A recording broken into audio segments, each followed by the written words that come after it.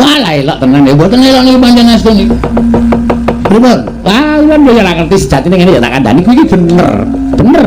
Yen kita kuwi dumadi saka ayang-ayangane Semar Badranaya. Aku mau jawaban kuwi aku enggak mau. Aku enggak mau jawaban kayak gitu. Mau. Lah terus iki kita butuh wangsulan sing kepiye? Cecok. Bapakku sapa? Adipati sapa? Nek Ratu Sinuwun sapa? Nek Pendhita Penemban sapa? Ngono ora mung saka ayang-ayang. Enggak, aku enggak mau. Ning nyatane ngono, aku ora percaya. Aja gawe mangkel ku. Hah? Kan jabut nyawane kaya Yama dipake. Kusik aja. Jabut nyawamu modar. Mati atale gak glundungke. Wah, jan bocah iki. Lha ngajeng ngupet karo panjenengan ulun, mungkin mung kami tuaning kayangan. Ulun ki mung kami tuaning kayangan sing ngerti sejatine ya Wang Pilon Bathara Guru. Guru kon tindak rene. Lho, kita iki titak kowe iki sing rono. Ora sudi kesel. Guru kon rene. Guru ora kowe ora iso ngrawuhke guru tekan kene. Jabut, Iya, Kaidan. Waduh. Wah, lagi tadian apa ya kayangan kok dicasi bang wis menyang. Iki wis menyang engko bajine tak ganti. Menyang wis. Iya tak ngangkat. Tak hitungi 3 kedeping meter Bathara Guru tekane tak goleki neraka copot sepatu nak tutuki sinamu kowe. Waduh, sepatu dewa karo nutuki sira itu iki. Wis gawe menyang. Iya tak utake.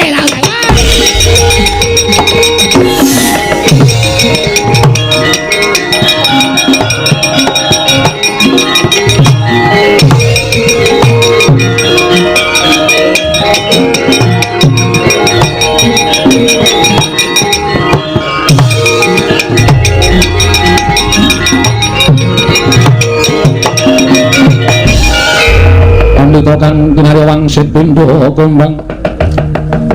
kumbang ngajabing tawang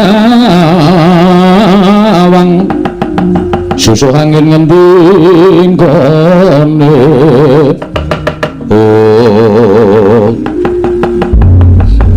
Bagong destum temen ngatasi amung derajating kita kok ngosak asik kayangan kula mengkene nek kula ora diorahi pangamun kula bakal marahi kula. Ora dicekel liya. Mesti blender sama blender den.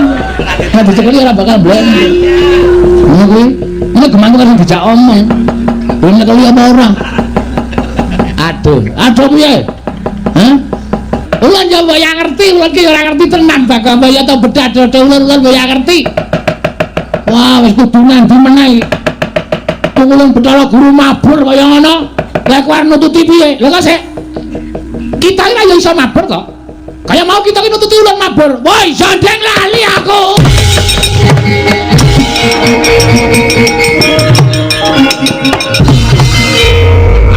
Bangkean nggo pancatan. Trembekane tenan. Dimen rada ki rada lungkuk terus bangkeane nggo pancatan. Wah, bocah kok kaya ngono. Kakek suwe kaya ora ngilik-ki. Wah. Aku wis monggo dipun sekecaken ning pampun di ngatos-atos di. Kedah prayitna ing pangandikan. Menawi boten prayitna mangke Bagong malah saya ngombro-ombro gak ngerti.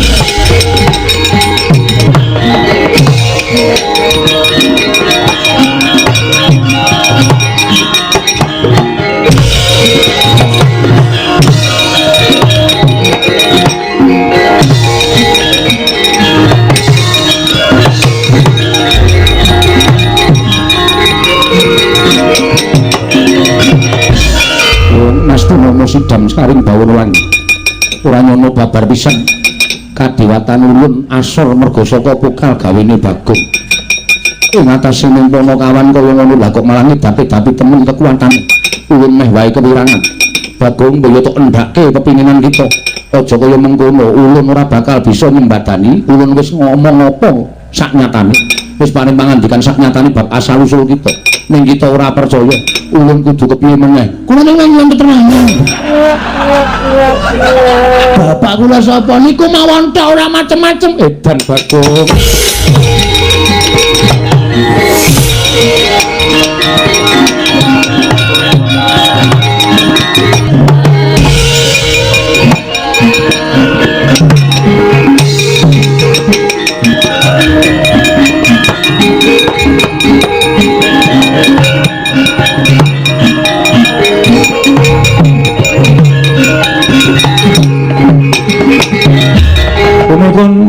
kelap-kelap katon lir kincang ing risang mawe gandrung sabaran katulu wukir moyak mayik saking dias baliwur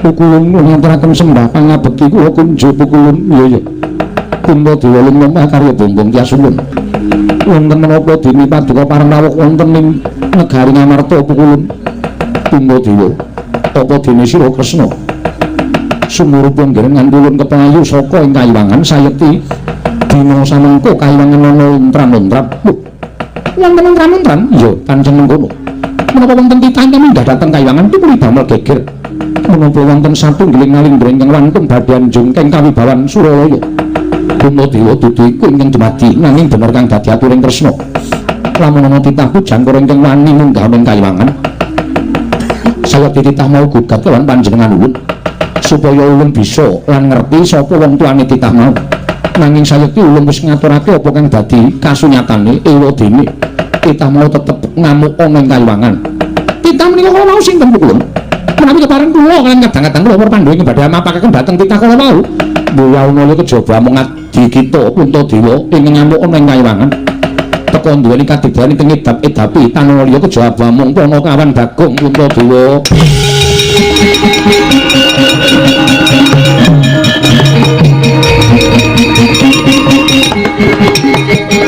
jagat dewa Batara jagat pangestu para ora salah Perkutara Bagong sing gawe geger kayiwangan wah pati buka mono kaya ora diwuwah karo sing gerak ing atase derajate Bagong wani ngobrabrik kayangan Kresna liwanono ora goleki karo Bagong dina samengko ngoyak lan panjenengan ulun Werkudara wah caedan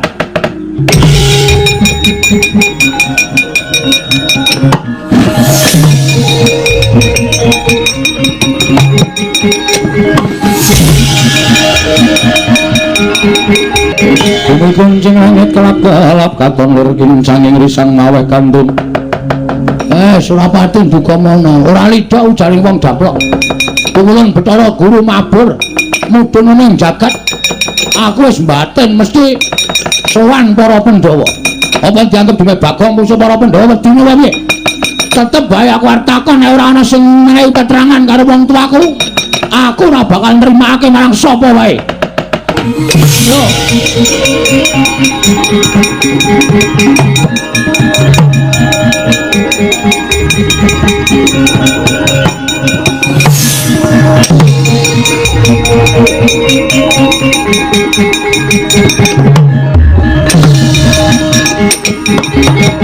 Perkutara apa Iwang Jagat Girinata apa ya kelakon atur Dura wah najan aku dhewe bingung jarine dioyak Bagong kok bareng tekan kene ora eneng sapa-sapa Bagong ya ora katon apa Bagong wedi mergo Iwang Pikulun Jagat Girinata mlebu nang negara Ngamarta aku dhewe ora ngerti lho kok sik lah kae Janaka to kae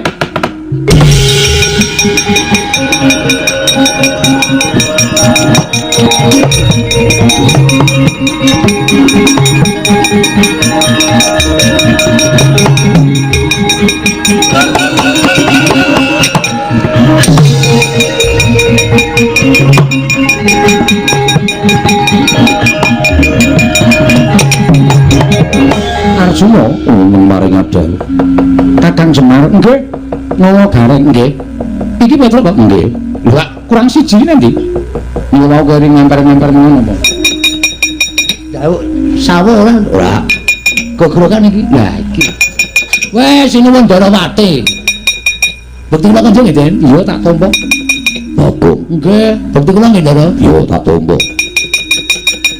Arjuna wonten maring adawuh ngene kowe tak kandhani ya nggih Iwang Pikulun Jagat Girinata iki mau rawuh ning Ngamarta rawuh wonten Ngamarta iya wigatosipun padul kan para Pandhawa yen to kayiwangan geger diorak-arik karo titah sewantah sinten ingkang wantun ora-arik kayiwangan iki malah aku bingung lha pokoke kok ora ngerti iki piye to kula mboten ngertos saestu kula mboten mangertos sinten kok Prabu sampun nanjihaken kalawan kula lha iya ning kowe ora ngerti tenan mboten Kakang Semar ya ora ngerti mboten Mawa Gareng ya ora ngerti mboten Petruk ya ora ngerti mboten Bagong ngerti ora Masalah napa to?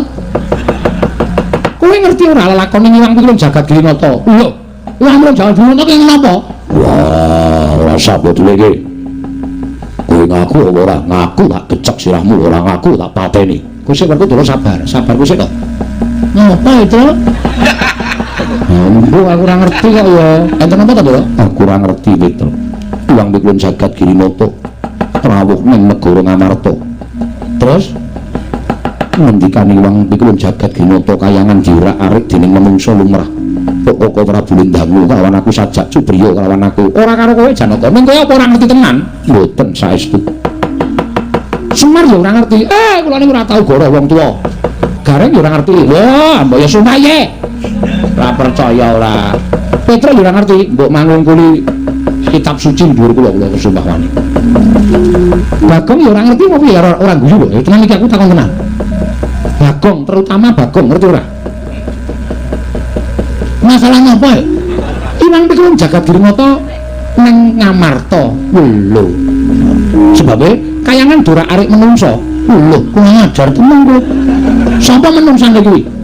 Lho, kowe iki piye to? Lho, lha piye? Lho kowe iki ngerti ora? Wah, lha piye to iki iso tak tanya kresnane iki. Sekono jajane jensu ditutur kresnane ora. Mbok bingung ati kowe. Wah, mencak-mencek. Mendikane Iwang Pikulun Bathara Guru sing ora arik kayangan kowe, jarene kowe gugat takon sapa jenenge bapakmu. Wah, fitnah iki, Truk. Fitnah, Truk. Se, mangriyen ampun kesusu. Bagong niku kali kula pirang-pirang dina iki ora tau pisah. Ning omah ya kali kula, niki wau Swandara kali kula, Goro-goro ya kali kula. Ora tau pisah kali kula. Lho gak Iwang Pikulun Bathara Guru sing mencra-mencre. Petra aja kurang ajar. Kae dewa kae iso wae mencra-mencre. Gurune teng piye okrek-okreke modar. Oh, Semar nesu niki. Nek nganti sampean ngarani Bagong, Semar nesu tenan ya, Pak ya. Bagong anak kula ora tau werna-werna. Ora tau aneh-aneh. Lah kok dadi diarani sing aneh-aneh? Bagong, "Nan, yen kowe iya ngaku iya, yen ora ya ngaku ora." Iya, Gong. Ora. Wacang temu ora kena dienggo omongan. Ora, Den. Wani sumpah kula mboten. Kosek. Bagong digawe negara dhisik Arjuna. Nggih. Mengko yen pancen kebukten luput tetep kudu Patrapu Pidana. Yo, aku matuk. Oke, ora wedi aku ora salah. Tenan ning anggring aku ora ngopo-ngopo ditanono. Kok kisruh sisan. Wah, oke.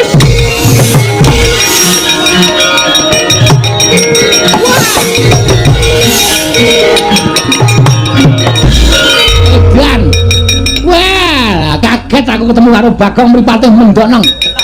Wah, nek ra mlayu cilaka iki. Nek ra mlayu mesti kisruh mergane. Wah. Cilaka tenan. Wah, anak Semar nek nesu ya gilani. Yoga karepe dhewe. Ah, mesake. Dewa cawete suwek. Wah.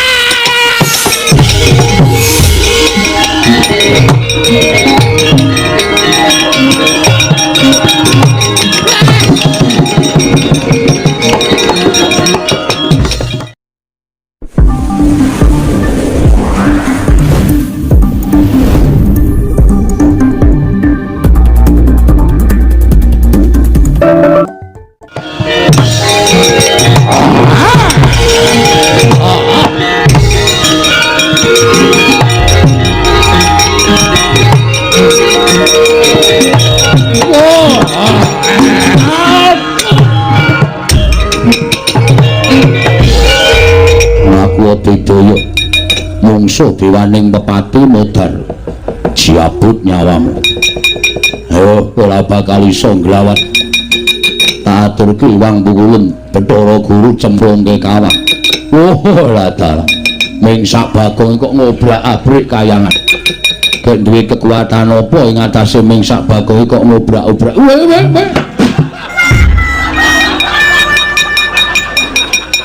Modar. Rumasane sing iso njabut iki mung kowe kok. Kowe termasuk dewa kurang ajar. Njabut kok tas. Isih halus aku nek njabut. Padake ora. Njabut kok dul ngono ya. Sing kelangan nyawa kaget. Ndapuk iki ya trunyu ngono ta. Sing kelangan nyawa iki ikhlas. Ndapuk kok dul ngono. Ayo sapa lho. Apa kowe? Ora tak baleke nyawamu ya Madipati. Modar wis jabur genti. Dewa sang udit lho. Alah tisu basah. Oh, paling minggu raup paling. Dewa gawane ming tisu basah.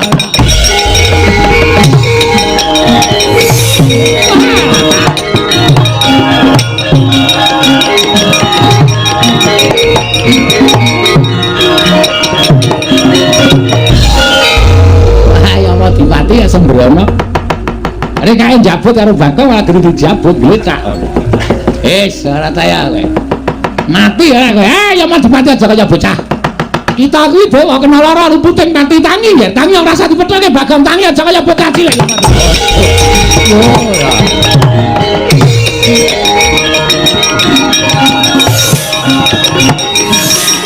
Odes.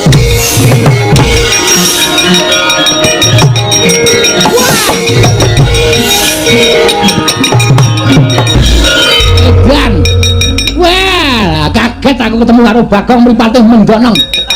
Wah, nek ra mlayu cilaka iki.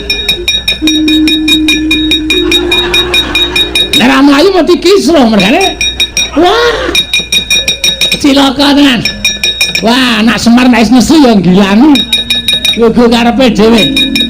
Ah, mesake. Dewa cawete suwek. Wah.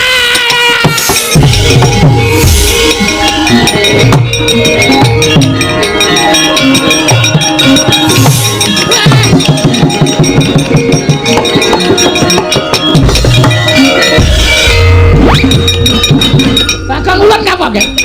Ulang ngapa? Sareh. Aku ki ora arep ngapa-ngapa. Tenang. Ayo madhep rene. Atur dhewe iki. Dewa bengi iki jan kocar kacir kabeh. Mungsuh Bagong. Tak ide. Dewa suwek. Nek tak mikir komisar iki kelontrong kok.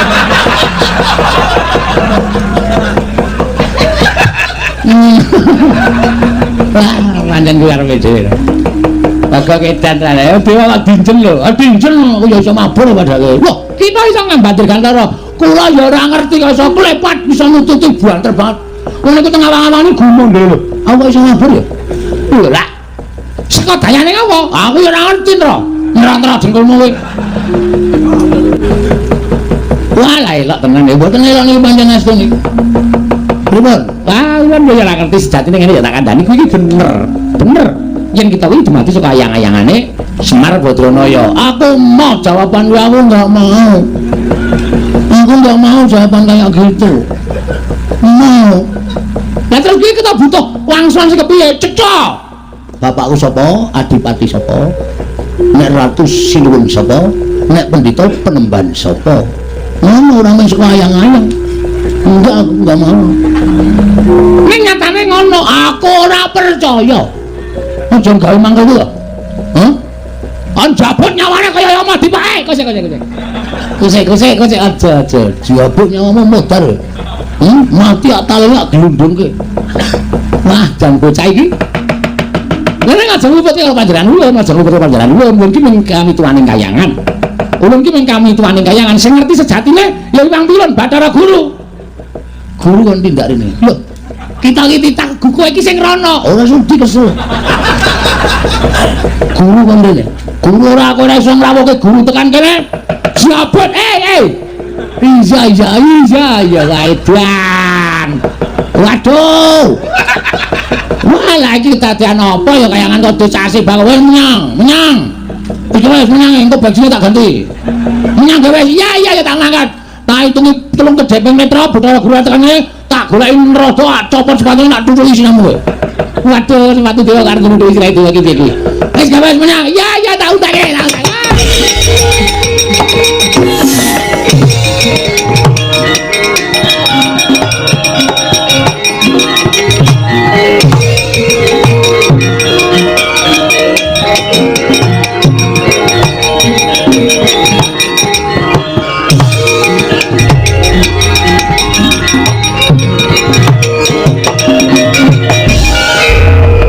kang kinarya wangsit pindha kumbang ngajak pentawang susuh angin ngending kone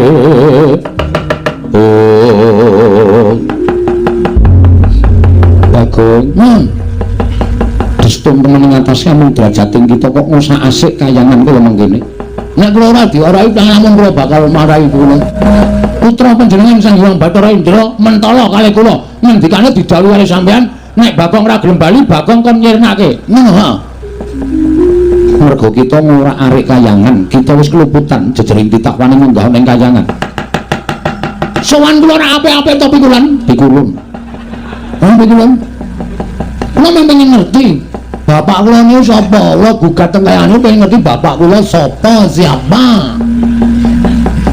ulun wis crita kita kuwi dadian saka ayang-ayang meneh aku ora percaya kula mboten percaya kula kedadian saka ayang-ayang kula ngrasa niku wis ngendikake kala wau sadurunge sampeyan rawuh mriki kita kuwi dadian saka ayang-ayang wis ora percaya nek sampeyan tekan iki pulun rada tak jabut nyawar kaca aja ya Bagong aja ulun boya ngerti berarti sakniki wiwit detik niki kok niki wiwit detik ini pukulan Bathara Guru leweh sing dadi dewa percuma sampeyan tak takoni bapakku ora ngerti aladene ngundange dewa kuwi ngerti sadurunge winarah ngerti marang mobah musik ing kita mana kenyataannya sampeyan tak takoni bapak kula ora ngerti kok ngerti kahanan jagat iki piye wis aku tak takon aku kudu piye di nyata-nyata lho di nyata-nyata Bagong mripatipun sampun mendelik atus niki nyata-nyata yen ngono kuwi meksa mesti meksa kok aku nek kula nek durung entuk keterangan bapak kula sapa taunana windanana kula ajeng teng kayangan tenan kula ora ngapusi ajeng kula gawe geger kayangan kula ajeng teng pundi-pundi pokoke ayo anggere nesu nek ngendi di sini Pak jane jan apa kayangan kok teng trenyek ra karo-karoan asli ora ngapusi aku ora tak guru ki ben teng mriko tok teng mriko tok ben kayangan ambune ra enak oh ngira sangkong apa ora suruh kok hang yen ngono kowe wani kan kadewatan ora wani sebab apa guntur geni guntur angin Bagong sirnakno leburan saka jagat guntur geni guntur angin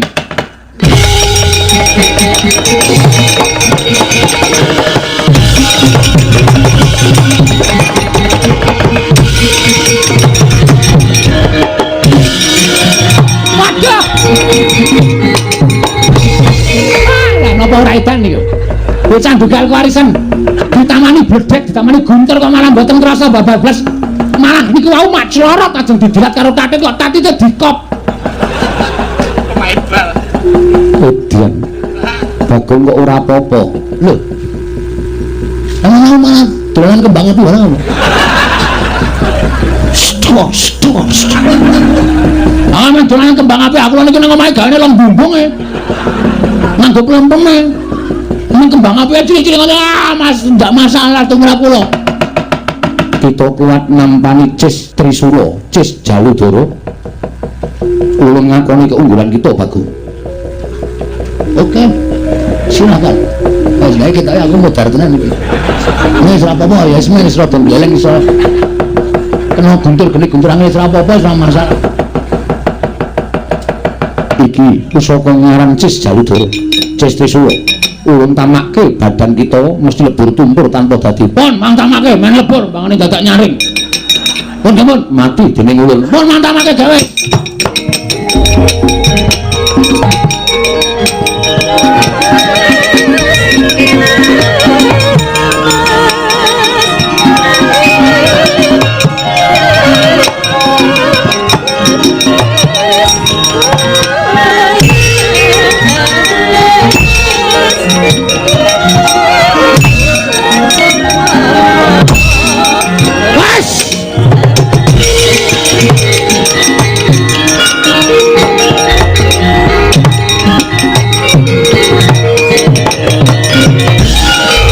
tetep dadi masalah ya sabab apa nek namake pusaka ning ketemu ning dada ora ning ndas iki potong aku pedak iki asem ayo tak potong kaya Ronaldo